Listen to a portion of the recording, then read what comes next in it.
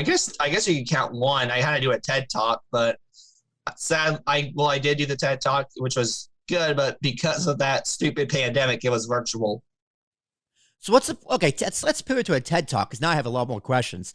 How did how did you get in the process of appearing on a TED Talk? Like what's that like? Okay, well, I guess somehow I got a couple recommendations and people asked really, and it just happened naturally. So Mm. I met a lovely lady, and I was involved with it.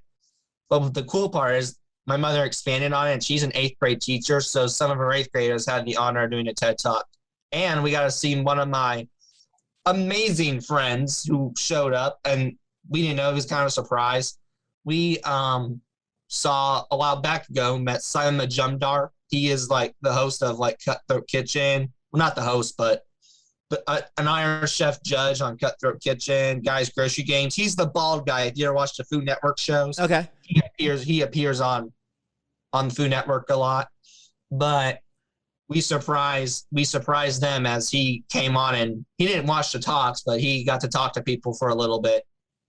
Oh, that's so cool. That's so cool. So I'm assuming, did you talk about the podcast? You talk about more the non-for-profit? What? I'm sorry. Like on the actual talk, you talk more about the podcast or the non-for-profit? It was about, we had to do a topic and we had to expand onto it. Okay. So the topic was, one of my episodes was called Pinball Action. Okay. And that's about structure in the brain. I decided to compare pinball and autism, and to me, it worked out well for a lot of people. So for me, we decided to make that, expand on that. We called our TED Talk Soul Structure, and it's really about why people on a spectrum need that structure at an early age and now, really. Mm. So what kind of structure? Like, do you have like a set schedule every single day? Like how structured is your life? Depends on what it is. Yeah. I mean, if it's a day to day, probably when I was younger, yes. Not now. I'm pretty much a laid back. But when it comes to something I love or need, I guess you could say the autism kicks in, and yes, I am very structured.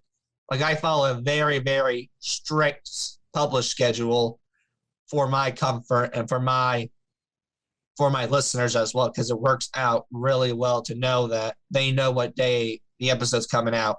Yeah, well, I think that's a good rule of thumb to have for anyone who's on or off the spectrum. So, I'm gonna say you have a leg up on people, because I like to be structured, but sometimes if I miss that date, it's like, what's a few hours gonna give me? But no, you need that structure. So yeah, that you and that's a great power to have. If I did that, it would bite me in the butt. It really would. Yeah, no, I hear you. So speaking of structure, how do you structure your podcast then? And how does like your structuring skills from your real life apply to your podcast? Okay, well, how the structure goes is, we'll use as an example. If you were on my show, as a gratitude, I let you pick your 2 favorite songs or sounds, or even like something creative. You'd be the captain of that, honestly, because I'm so grateful for you. That's my only way of knowing that I could pay you back, really. Or pay the piper, I guess, is the way to put it. Then I have a disclaimer, mission statement, and then I have to give credit to whatever I use. And I also have some paid for the following. And the paid for the following is people who pay for a shout out or for a little more of a 15-minute sponsorship, really. And then I do some of the ads for sponsorships as well.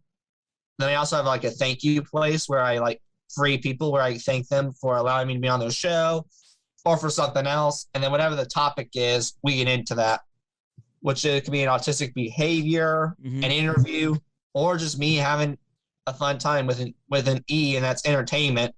But I always compare whatever the entertainment topic is back to the autism. Man, shout out to Sam for doing a TED Talk. Living my dream, literally.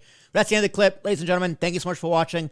Support the Autism Rocks and Rolls podcast down link below, or go to ambiguouspodcastlisteners.com to donate to them directly. Send them $5 and tell them Will Tarashuk sent you. It means a great deal to me. It means a great deal to them. Thank you very much for listening, watching, supporting.